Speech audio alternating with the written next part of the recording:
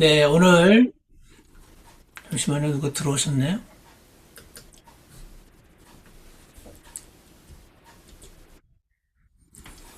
네, 오늘 여호수아서 24장 1절부터 15절까지 말씀으로 내게 베푸신 은혜가 헛되지 아니하여 란 제목으로 하나님 말씀을 나누기로 하겠습니다.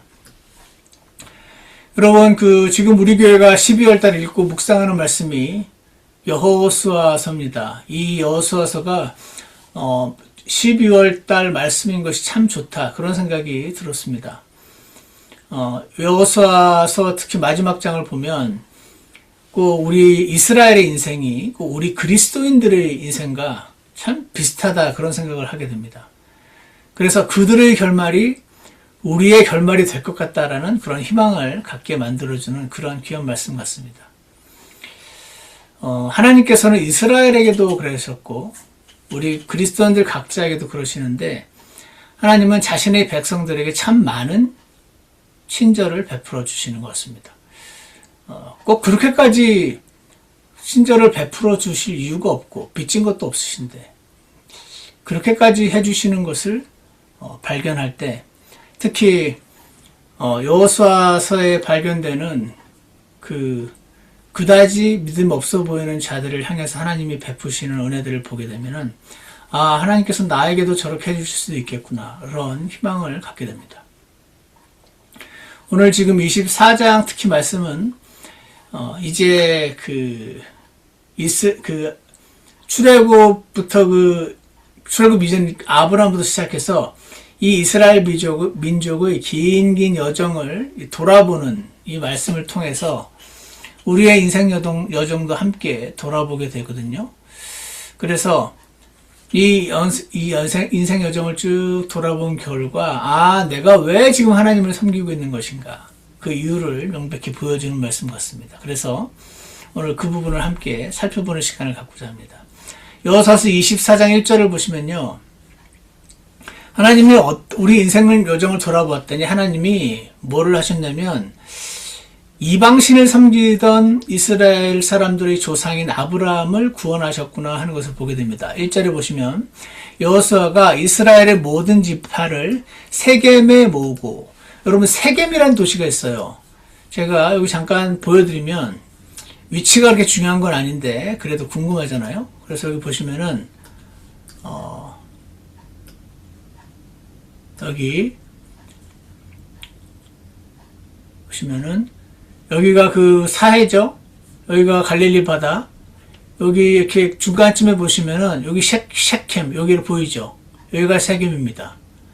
그러니까 이 바다와 이 호수의 가로마른 이 요단강의 중간쯤에 왼쪽에 보면은 셰켐이라는 도시가 나옵니다. 이 셰켐에서 꽤 많은 일이 일어나는데 제가 하나 몰랐던 거는 여기 지금 일단 다시 우리 본문을 보시면 여호수아가 이스라엘의 모든 지파를 세겜에 모았다고 되어 있어요. 그냥 세겜에서 모았나 보다 이렇게 생각할 수 있는데 세겜에서 모은 이유가 있는 것 같아요. 창세기 12장 6절을 한번 와보시겠습니까? 창세기 12장 6절.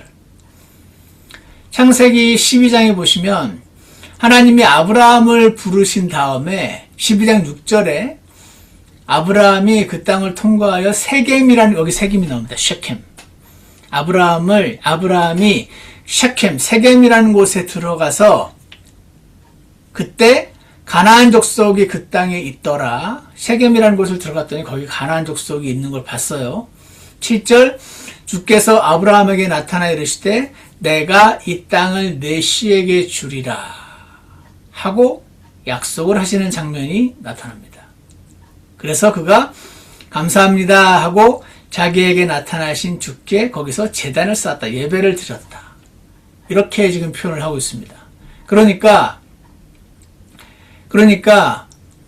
여호수아가 이스라엘의 모든 지파를 세겜에 모은 것은 매우 의미 있는 장소였구나 하는 것을 알 수가 있습니다. 거기서 아브라함에게 내가 네 자손들에게 이 땅을 주리라 하셨는데 지금 여호수아가 이 땅을 나눠준 다음에 세겜에 모든 지파를 모아놓고 하나님이 약속하신 대로 다 하셨다라는 것을 상징적으로 보여주는 세겜에 모았구나 하는 것을 보이게 됩니다. 참 우리가 몰라서 그렇지 알고 나면 와 저게 세계민 이유가 있었구나 하는 걸 보게 되면서 참 하나님 말씀이 놀랍구나 하는 생각도 하게 됩니다. 자, 그래서 모았어요. 이제 이스라엘의 장로들과 그들의 우두머리들과 재판관들과 직무의 수장자들 다 불렀어요. 그 다음에 2절에 보시면 여호수아가 온 백성에게 말합니다. 뭐라고 말하냐면 주 이스라엘의 하나님께서 이같이 말씀하시기를 옛날에 너희 조상들 여러분 그 여호수아서에 지금 이 여호수아가 하는 말을 듣고 있는 사람들은 출애굽한 그 이스라엘 백성들이 광야에서 대부분 죽었고 그때 태어난 아이들 second generation of Israelites 이스라엘의 두 번째 세대, 세 세대 세 세대가 지금 가나안 땅에 들어간 것입니다. 그래서 그들에게 얘기하고 있는 거예요. 그래서 온 백성에게 그 second generation of 이스라엘에게 이르시기를 주 이스라엘의 하나님께서 이같이 말씀하시기 옛날에 너희 조상들 곧 아브라함의 아버지이자 나홀의 아버지인 데라가 강 저편에 거하며 다른 신들을 섬겼으나 이렇게 말하고 있습니다. 여러분 아브라함은요 이스라엘의 조상이잖아요. 근데 원래 저기 강 건너 강은 유프라테스 강입니다. 저기 바벨론 거기서 우상 숭배하던 자였습니다. 거기 있던 아브라함을 부르신 거예요. 그리고 하나님이 그를 내가 내 백성에게 이 땅을 주겠다. 너를 이렇게 크게 만들겠다. 그 약속을 하시면서 그때 그 말을 아브라함이 믿었을 때 그가 구원을 받습니다. 그가 믿었을 때 그 믿음을 의로 여기시느니라. 이렇게 말씀이 나와 있으니까. 그 옛날에 지금 이 여호수아가 이스라엘 백성 모아놓고 옛날에 너희 조상들 아브라함의 아버지이자 나홀의 아버지인 데라가 유프라테스 강 저기 저편에 바빌론 지금 이라크 거기에 가면서 다른 신들을 섬기던 우상 숭배자였다. 지금 그 말을 하고 있습니다. 제가 이 말씀 보면서 그렇지 서울에서 죄 지으며 살던 서충원도 하나님께서 구원을 해주셨지. 그런 생각이 들었습니다. 여러분도 구원해 주신 날이 있습니다. 하나님께서는 구원의 은혜를 베푸시는 분이시죠. 그래서 이 말씀을 보면서 우리 주변에 아직 구원 안 받은 분들 계십니다. 교회로 목장으로 데려오고 어떻게든 하나님의 복음을 듣게 그래서 이 믿음의 조상이 되었던 아브라함처럼 우리가 전한 그 복음과 우리가 어떻게 한번 밥 한번 먹여가지고 교회로 데리고 오려고 했던 그 사람이 하나님께 쓰여서 많은 사람들을 주님께로 인도하는 사람으로 될 줄 모릅니다. 이방신을 섬기던 조상 아브라함을 구원하셨었구나 하나님께서. 아브라함이 이스라엘의 조상이고 그 이후에 태어난 그 현재 아랍 민족들이 조상이기도 하고 그러니까 이슬람교도 자기들 조상이라고 하죠. 유대교도 자기들 조상이라고 하죠. 기독교인들도 믿음의 조상이에요. 아브라함은 전 세계에서 가장 큰 종교 셋이 전부 자기 믿음의 조상이라고 불리우는 사람인데 그가 원래는 우상 숭배자였던 것입니다. 그가 하나님께 부름을 받아 구원을 받았었습니다. 3절을 보세요. 내가 너희 조상 아브라함을 강 저편 하나님이 말씀하시는 거예요. 너희 조상 아브라함을 강 저편 유프라테스 강 저 저편 이라크 그 땅 거기서 취하여 가나안이 지금의 팔레스타인 땅입니다. 가나안 온 땅으로 두루 인도하고 그의 씨를 그의 자손을 번성하게 하여 그에게 이삭을 주었고 이렇게 말씀을 하고 계십니다. 하나님은 아브라함을 구원해 주신 것도 모자라서 additional blessings 덤으로 지금 은혜를 축복을 주셨구나 하는 것을 보게 됩니다. 그의 씨를 번성하게 하실 필요 없잖아요. 굳이 그에게 이삭을 굳이 주실 필요도 없었습니다. 하나님은 그가 자신의 사람이 되었다는 이유로 additional blessings 주시는 분이시구나 하는 것을 보여주고 계십니다. 이것은 우리의 삶도 봐도 마찬가지입니다. 하나님은 저와 여러분을 구원해 주실 뿐 아니라 우리에게 additional blessings 주십니다. 네, 여러분 그거 아십니까? 하나님은 우리에게 빚진 게 없어요. 우리가 뭔가를 아무리 잘했어도 하나님은 우리에게 뭔가를 주셔야 될 의무가 있으신 분은 아니십니다. 우리가 받은 게 너무 커서 받은 게 너무 많았지 내가 하나님을 위해서 너무 많은 일을 해가지고 나한테 뭔가를 줘야 될 의무가 있는 분이 아니에요. 그러니까 빚진 것도 아닌데 왜 주시죠? 빚진 것도 아닌데 주셨기 때문에 undeserved blessings. 자기가 꼭 주셔야 될 이유가 있는 것도 아닌데 하나님은 나에게 구원이라는 큰 은혜를 주셨을 뿐 아니라 undeserved blessings를 그냥 주시는구나 자기 자식이니까. 그래서 이 undeserved blessings를 우리는 은혜라고 부릅니다. 하나님의 undeserved kindness, undeserved favor 이렇게 부릅니다. 그래서 하나님은 구원뿐 아니라 자신의 백성에게 어디셔널 블레싱을 주시고자 하시는 분이시구나 하는 것을 우리가 볼 수 있으니 저와 여러분은 새해에 하나님 제가 이걸 하나님의 축복을 좀 받고 싶어요. 이렇게 뻔뻔하게 나가시기 바랍니다. 이런 뻔뻔함을 성경에서는 담대함이다 이렇게 표현을 합니다. 담대하게 하나님의 어디셔널 블레싱스 축복을 달라고 나 그거 너무 필요하다고 구하시기 바랍니다. 하나님은 야 너 한 것도 없으면서 뭐 뻔뻔하게 그런 걸 달라고 하냐 그렇게 안 하시고 매우 기뻐하시며 그 기도를 가능한 빨리 하나님의 때에 들어주고자 하시는 분이심을 우리 기억하기를 원합니다. 기뻐하시며 그 기도를 반드시 받아주실 것입니다. 자, 그러니까 지금 하나님은 아브라함을 구원하셨고 그에게 어디셔널 블레싱도 주셨고 이제 7절을 한번 보십시오. 7절을 보시면 저 끝부분에 이제 출애굽을 했어요. 그 앞에 이제 출애굽 내용이 나오면서 출애굽을 했는데 이들이 말을 안 들었어요. 불평과 불만과 왜 이럴 거면 나를 왜 이집트에서 왜 나를 구했는지 모르겠다. 나는 차라리 옛날 노예로 살 때는 배나 불렀지 하면서 막 불평을 했었던 사람들.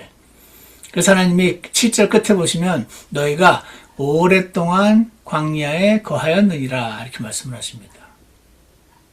8절. 근데 내가 또 너희를 여기서 말한 너희는요. 그 오랫동안 광야에 40년을 광야에서 머물렀기 때문에 성인으로서 예를 들어서 20살 30살이 보통 하나님의 사역을 시작하는 나이로 성경에 표시가 되어 있으니까, 제대로 된 성인을 30살이라고 친다면, 꼭 30살이라는 법은 없는데, 예를 들어서, 30살이라고 친다면, 아니면 20살도 성인이라고 말할 수 있겠죠. 어쨌거나, 그때 나왔으면 40년이 지나면 20살에 나왔던 사람은 60이 된 거예요. 보통은, 강건하면, 우리 인생의 70이요, 강건하면 80이라고 그 다윗이 말한 걸 볼 때, 그리고 우리도 이전 그 시대의 사람들의 나이를 볼 때 환갑 넘기기 힘들잖아요. 그러니까 환갑 잔치 했지 않습니까? 저도 이번에 저도 수술도 하고 제 아내도 그렇고 뭐 정집사님 등등 보니까 옛날엔 그러니까 환갑이라고 그렇게 파티를 했나 보다. 보통의 상황에서는 50살을 통과하기가 꽤 힘든가 보다. 지금 의술이 발달해서 그렇지. 그런 생각이 잠깐 들었습니다. 그러니까 20살에 나와서도 60인 거예요. 다 죽었습니다. 30살에 나왔으면 70 아닙니까? 그래서 광야 출애굽했던 그 first generation, 그 옛 세대는 다 죽었습니다. 그리고 나서 그때 광야에서 태어난 새 세대들. 그게 8절에서 내가 또 너희라고 할 때 너희가 새 세대입니다. 너희를 요르단 저편에 거하던 아모리 족속의 땅으로 데려가니 그들이 너희와 싸움으로 내가 그들을 너희 손에 넘겨주네. 하나님이 이스라엘 뉴 제너레이션을 데리고 여호수아서에 보면 이제 여리고 아까 보여드렸던 그 요단강을 동쪽에서 서쪽으로 건너자마자 첫 번째 나오는 그 여리고라는 도시, 난공불락의 도시를 싸우기 시작하지 않습니까? 그러니까 사람의 능력으로는 절대로 무너뜨릴 수 없는 도시를 하나님이 그 도시를 빙글빙글 돌라고 하셔가지고 돌면은 무너지게 하시고 돌면 무너졌단 말은 이 이스라엘의 전쟁은 하나님이 친히 싸우시는 전쟁이었다 그런 뜻입니다. 그러니까 그들이 너희와 싸움으로 내가 그들을 너희 손에 넘겨주며. 이스라엘이 이 전쟁에서 이겼던 이유는 이스라엘이 전략이 뛰어나고 앞에 있는 용맹한 여호수아가 있었고 그래서 이겼던 게 아니고 하나님이 그들을 이스라엘의 적들을 넘겨주고 그래서 너희가 뉴 제너레이션이 그들의 땅을 소유하였고 땅을 뺏었습니다. 어떤 분들은 가나안 땅에 살고 있던 백성은 무슨 죄냐, 하나님은 이스라엘만 이뻐하냐, 마치 옛날에 유럽 사람들이 와가지고 인디안들을 몰아내고 미국을 차지했던 것처럼 마치 거기 살고 있던 아무 죄 없는 사람들을 다 죽이는 제국주의의 어떤 그 제국주의적인 만행으로 출애굽한 이스라엘이 이 가나안 땅을 정복하는 걸로 자꾸 묘사를 하면서 하나님을 이상한 하나님으로 만들고자 하는데 그게 아니었어요. 나중에 오늘은 주제가 아니어서 그렇지만 하나님은 이스라엘의 하나님인 동시에 모든 민족의 하나님이십니다. 그들에게 하나님께서 오랜 시간 인내하시며 기회를 주시고 돌이킬 기회를 주셨지만 하나님의 진노의 잔이 가득 찼을 때 그들을 이제 징계하시기를 결정을 하신 순간이 온 겁니다. 징계를 하시고자 하셨을 때 하늘에서 기근이 들어서 다 굶어 죽게 하시는 방법도 쓰실 수 있고 전염병이 돌게 하실 수도 있고 전쟁을 일으키실 수도 있고 여러 가지 지진이 나게 하실 수도 있고 수많은 방법을 통해서 하나님께서는 징계를 하시지만 이번에는 이스라엘이라는 자신의 민족을 하나님의 회초리로 사용하셔서 그들을 몰아내는데 사용하셨을 뿐입니다. 그러니까 죄 없는 민족을 하나님께서 내 자식만 예뻐가지고 죽인 게 아니고 하나님 모든 나중에 이스라엘아 너희가 저 가나안 땅을 몰아냈다고 우쭐하지 마라. 그들을 몰아내신 분이 너희도 하나님께 계속 불순종하면 너희도 이 땅에서 뽑아내리라 이렇게 말씀하시는 장면이 나오거든요. 그러니까 하나님은 지금 이 시기에 이 가나안 백성을 향해서 오래 참으셨던 하나님의 징계를 이제 징계의 시기가 온 것뿐입니다. 마침 그 도구로서 이스라엘을 사용하셔서 그들을 몰아내시면서 이스라엘로 하여금 순종하면 이기는구나. 순종하지 않으면 저렇게 약한 아이 성도 못 먹는구나. 순종하면 저렇게 강한 여리고 성도 먹는구나 하는 거를 보면서 나의 삶이 하나님 손에 달렸구나 하는 거를 가르치는 기회를 삼으시고 그들에게는 하나님의 징계를 임하게 하시고 이 온 거대한 드라마에서 하나님의 계획이 이루어지는 과정이었을 뿐 마치 어떤 민족을 마구잡이로 죽이는 그런 상황이 아니다 하는 것을 기억을 하시기 바랍니다. 자, 그래서 내가 넘겨줬고 그래서 너희가 그 땅을 소유했고 내가 그들을 너희 앞에서 멸하였노라. 이 전부 내가 죽이고 내가 멸했고 내가 몰아냈고 즉 하나님께서는 아까 이것들은 어디셔널 블레싱 중에 하나인데 이스라엘의 새 세대에게 즉 우리 그리스도인으로 치자면 새 사람으로 사는 자들에게 땅을 주시는 것을 지금 보여주고 계시는 것입니다. 이 뉴 제너레이션이잖아요. 물론 그 여호수아와 갈렙 같은 올드 제너레이션도 있습니다. 그것은 모든 원칙엔 예외가 있으니까 예외로 한두 명에 불과한 것이고 대부분의 사람들은 새로 태어났다는 이유로 하나님께서 데려가신 것으로 그러니까 출애굽한 모든 이스라엘 다 가나안 땅에 들어가는 것이 천국에 가는 것이 아니고 천국은 출애굽할 때 받은 겁니다. 그리고 심려 받았잖아요. 홍해에서 광야 생활을 했지 않습니까? 이제 새 사람으로 살아가는 사람들이 땅을 상속받는 그 모형을 우리에게 보여주고 계신 것이다. 그래서 마치 에베소서 4장 24절 지난 주일날 설교 말씀에서도 언급했는데 제가 읽어드리겠습니다. 너희가 하나님을 따라 의와 참된 거룩함으로 창조된 새 사람을 입을 것을 가르침을 받았으니 이 새 사람은 여러분과 저에게 옷처럼 주어져 있습니다. 모든 그리스도인은 새 사람을 내가 입기로 믿음으로 선택하는 순간 새 사람으로 사는 겁니다. 모든 그리스도인은 가만히 있으면 아침에 여러분 잠에서 깨어나면 옛사람으로 깹니다. 아침에 일어나면 기분이 안 좋으시죠? 기분이 안 좋으신가 보다. 기분이 안 좋으면 옛사람인가 보다 생각하시면 되지 않을까. 이건 저의 개인적인 기준인데, 그러니까 나는 정신 안 차리면 그냥 바로 옛사람으로 돼 있구나, 이렇게 생각하면 편합니다. 지금 난 옛사람인가 새사람인가 고민하지 마시고 그냥 고민하는 이 순간 난 옛사람이야. 왜냐하면 나는 하나님 말씀으로 새로워질 때, 믿음으로 새 사람을 입으라는 이 말씀을 통해서 하나님께 그렇게 살기 원한다고 고백할 때 새 사람을 입게 되는 거기 때문에, 에베소 4장 24절에서 새 사람을 입을 것을 가르침을 받았으나, 이렇게 말씀하시고 있고, 골로새서에서도 너희가 새 사람을 입었는데 이 새 사람은 그를 창조하신 분의 형상을 따라 지식에서 새로워진 자니라, 이렇게 말씀을 합니다.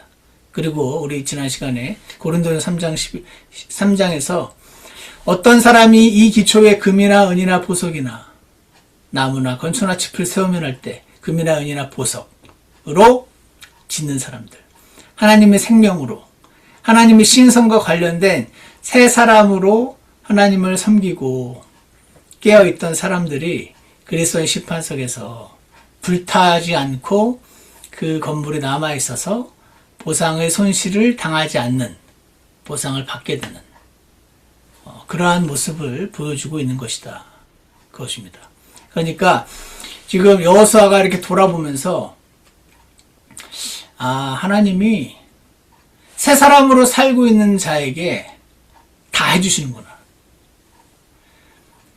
여러분 기억하실지 모르겠지만 아이성이라고 있었죠. AI라고 되어 있는데, 아이성은 누가 봐도 쉽게 이길 수 있는 성이었음에도 불구하고 처절하게 패배를 했습니다.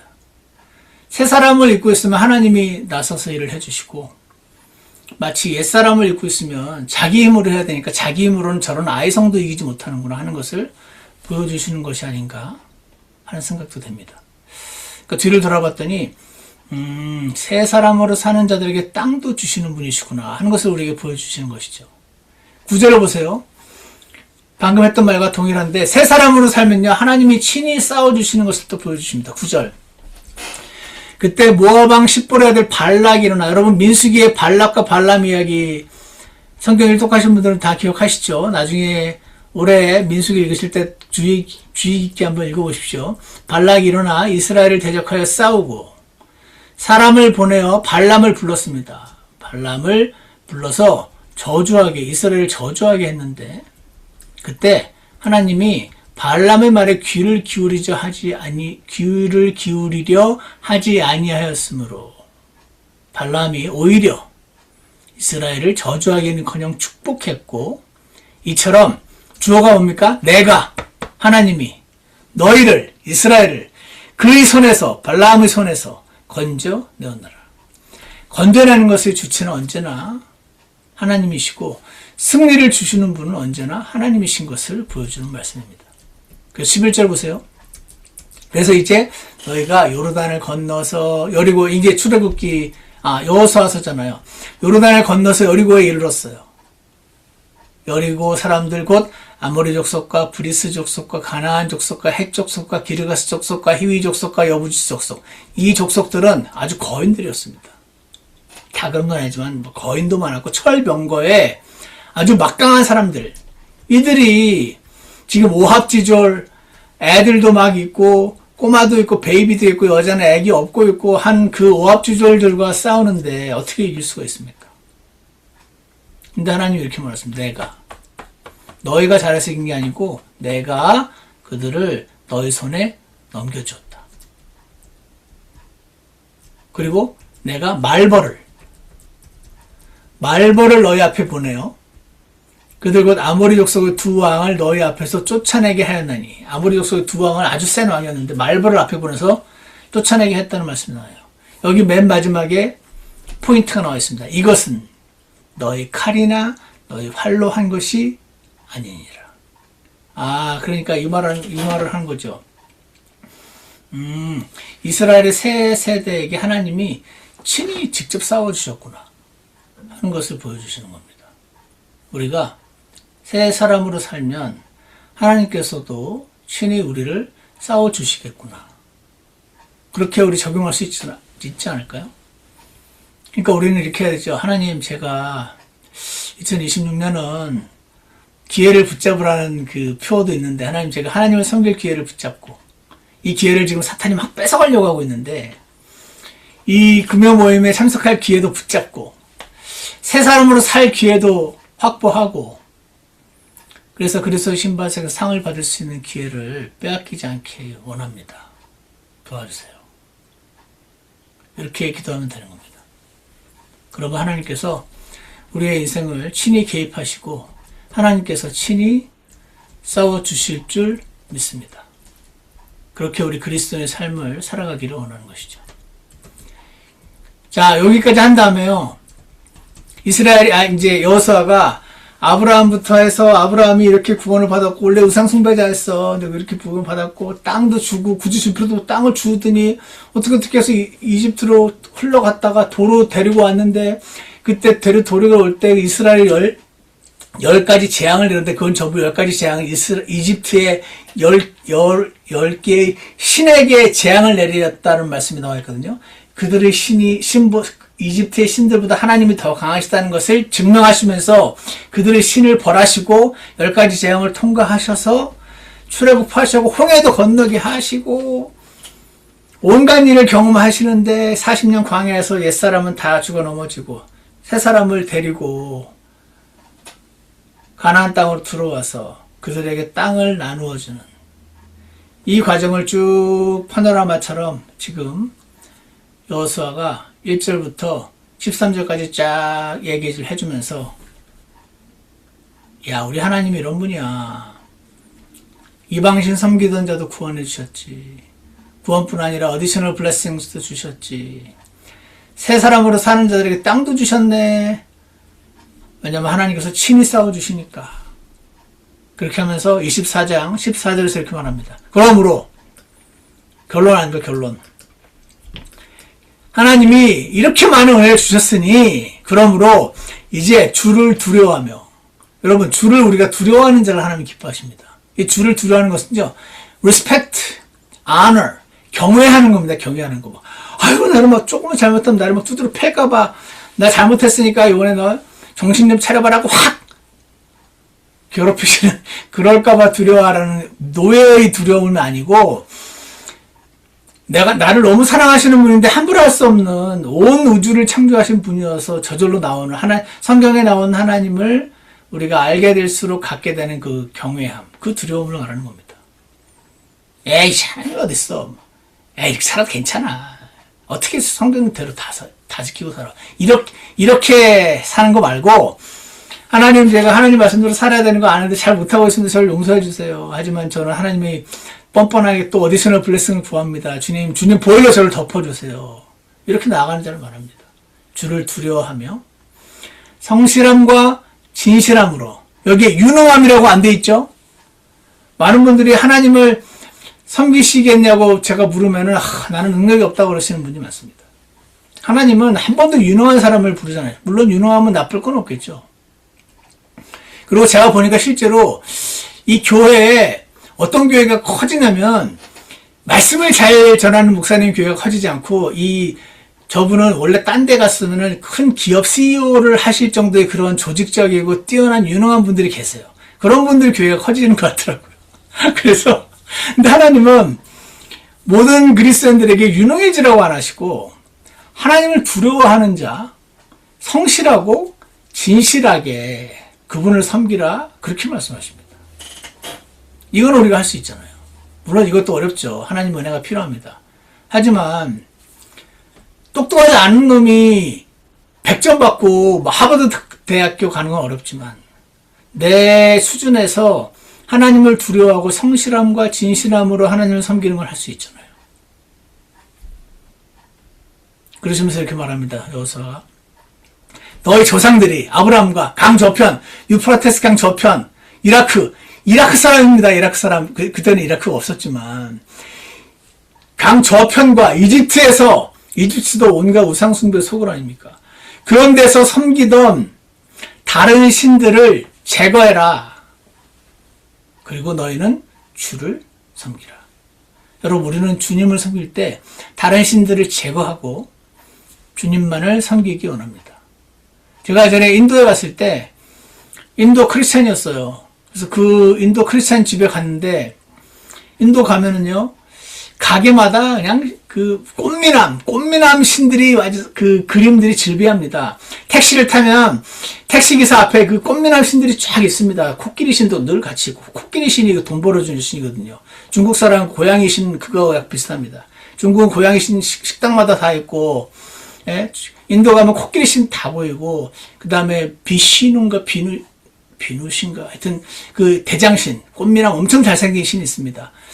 그 신 그림들이 다 있거든요. 택시 타도 있고, 가게 가도 있고, 어디 가나 다 있습니다.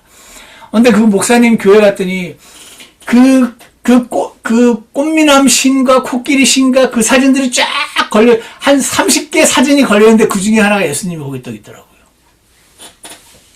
제가 그걸 보면서, 이 신들 중에 한 명으로 예수님을 여기진 않을 텐데, 제 그냥 생각입니다. 그분이 어떤 심정으로 그걸 갖다 놨는지 제가 묻진 않았는데, 근데도 불구하고, 인도에서 태어난 사람으로 이 신들을 버리고 하나님만 섬기는 건 너무너무 어려운 일인가 보다. 그런 생각을 잠깐 했습니다. 여러분, 우리가요, 하나님보다 위에 놓은 모든 것들은 다른 신들이라고 생각하시고, 주님, 저는 하나님보다 그 어떤 존재도 더 사랑하지 않게 원합니다라고 고백하며, 잘 안 되지만 다른 신들을 제거하고 주를 섬기라, 이렇게 얘기합니다. 여호수아는 너희가 주를 섬기면 앞으로 복 받을 것이다, 그러니 주를 섬기라 그러지 않으시고, 우리가 이렇게 많은 걸 받았네, 그러니까 어찌 우리가 하나님을 안 섬길 수가 있는가, 이렇게 감사한데 그렇게 얘기하고 있습니다. 앞으로 받기 위해 섬기는 것이 아니고 너무 많이 받았기 때문에 나는 주님을 섬기는 길밖에 갈 길이 없다, 그 얘기를 하는 것입니다. 그래서 이렇게 말합니다. 만일 주를 섬기는 것이 너에게 나쁘게 보이거든, 그럼 섬기지 마, 그런 겁니다. 너희 조상들이 강 저편에서 섬기던 신들이든지, 혹은 너희가 거하고 있는 땅의 아모리 족속의 신들이든지, 꼭 하나님 안 섬겨도 돼. 근데 너희가 섬길 자를 이날 택하라. 이것도 섬기고 저것도 섬기는 건 하지 마. 하나님보다 지금 이 아모리 족속의 신들이 더 좋아 보면 이 신을 섬겨. 택해. 그러나 여기 유명한 구절이 나오죠. 나와 내 집으로 말하건대 우리는 주를 섬기겠노라. 저 읽을 때마다 참 감동적인 구절 아닙니까? 너무 멋지다라는 생각도 들면서, 너무 담대하다는 생각도 들면서, 하나님이 이렇게 우리를 이렇게 해주셨는데, 이렇게 저렇게도 저렇게 해주셨는데, 우리 하나님을 섬기자. 유능하라, 왜 똑똑하지 않냐고 좀 구박하시는 게 아니다. 주를 경외하고, 두려워하고, 성실하게, 진실함으로 그분을 섬기라.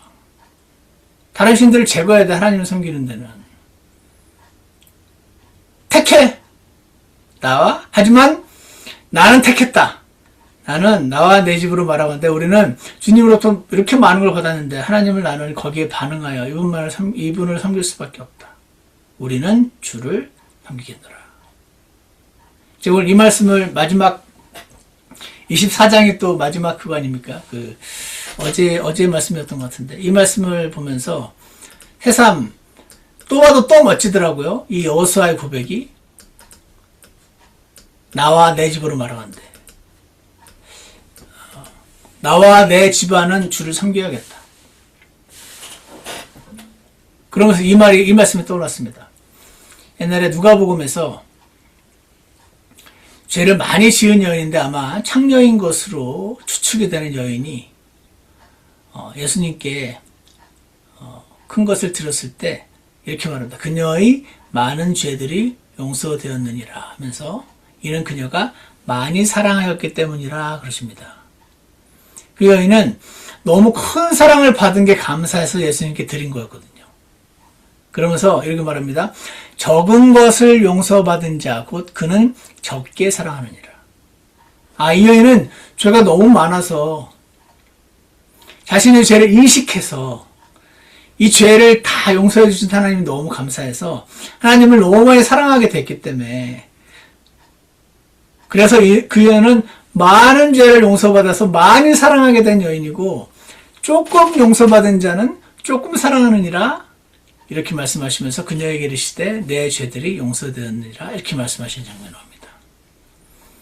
여러분 테크니컬리 말하면은 이 여인보다 적은 것을 용서받았다고 생각할 수 있는 종교 지도자들, 거룩해 보이는 사람들, 돈을 위해서 몸을 팔고 막 그런 더럽고 추악한 성적인 범죄를 밥 먹듯이 저지르는 사람이 아닌 거룩한 종교 지도자들은 적은 죄를 지은 것처럼 보이지만 객관적으로 말하면 그러나 하나님께서 마음을 보시는 분이어서 이 창녀인 여인이 하나님의 눈에는 그리 더 큰 죄인으로 보이지 않으셨다고 저는 확신합니다.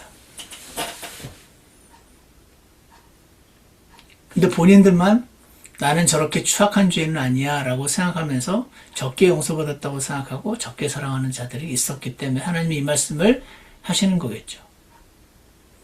그러면서 저는 이 말씀도 생각났습니다. 바울이요 자기가 사도들 중에 가장 작은 자니라 라고 말합니다. 고린도전서 15장에서. 왜 사도들 중에 사도 바울만큼 많은 책을 쓴 사람이 어디 있으며 정말 예수님 말고 하나님을 제일 잘 따른 사람이 사도 바울 같은데 자기가 가장 작은 자랍니다. 왜냐하면 자기가 이렇게 돌아봤더니 자기는 다른 사도들에 비해서 하나님의 교회를 핍박하고 죽였단 말이죠. 그리스도인들을 죽이러 다녔잖아요. 물론 몰랐을 때 한 일입니다. 그럼에도 불구하고 자기가 하나님의 몸인 예수님의 몸인데 교회가 예수님이 교회를 핍박했으니까 난 예수님을 핍박한 거구나 라고 생각하면서 굉장히 힘들었던 것 같아요. 그러면서 자기를 나는 사도라 불리기 합당치 못하다고 말합니다. 옛날에는 제가 괜히 그렇게 말하나 보네 실제로 그렇게 생각 안 하면서 이런 식으로 생각을 하게 됐었는데 그건 제 생각이고 사도 바울의 그 성령 충만한 가운데 예수님 보혈로 싹 씻긴 그 양심 안에서는 그때의 그 행동들이 너무 괴로웠던 게 아닌가 그렇게 지금은 추측을 합니다. 자기는 사도라 불리기 합당치 못하대요. 내가 볼 땐 충분하고도 남는데. 그런데 이 자가 하나님의 은혜로 내 이 죄를 다 용서하시고 나에게 막 특별 계시를 막 넘치게 부어줘서 내가 이렇게 많은 성경책을 쓰고 다니는 데마다 교회를 세우고 이렇게 했지 않냐. 이게 하나님이 나를 용서해 주시고 은혜를 undeserved kindness를 undeserved blessings를 막 주셔가지고 내가 지금이 내가 됐다. 그러면서 내게 베푸신 그분의 은혜가 헛되지 아니하여. 내가 그들 모두보다 더 많이 수고했지만 나만큼 수고한 사람이 어딨어 이렇게 뻑일 수가 없었던 이유는 그런 생각이 이 사람에게는 근처에도 오지 않았었던 것 같은데 왜냐하면 이것은 내가 아니요 오직 나와 함께 하신 하나님의 은혜로다. 이렇게 고백을 하고 있는 것입니다. 여러분 누가 하나님을 섬기나요? 복 받을 게 많은 사람이 섬기는 게 아니고 복을 많이 받았기 때문에 하나님을 섬기는 것입니다. 그렇게 많은 복을 받았기 때문에 하나님 섬겼더니 하나님 꼭 주셔야 되는 이유가 있는 것도 아닌데 어디셔널 블레싱스도 주시네. 그냥 이분은 그냥 어떻게든 주고 싶어 하시는 분인가 보네. 나에게 덤의 축복을 주시는 분이시구나. 그런 것을 우리가 알게 됩니다. 여러분들 그렇게 생각하시죠? 그래서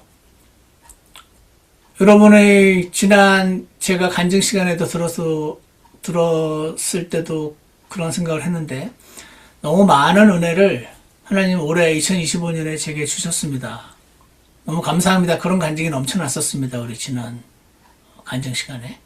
하나님 너무 많은 은혜를 올해 제게 주셨으니까 내년에는 더 풍성의 주님을 제대로 잘 섬기고 싶으실 걸로 생각합니다.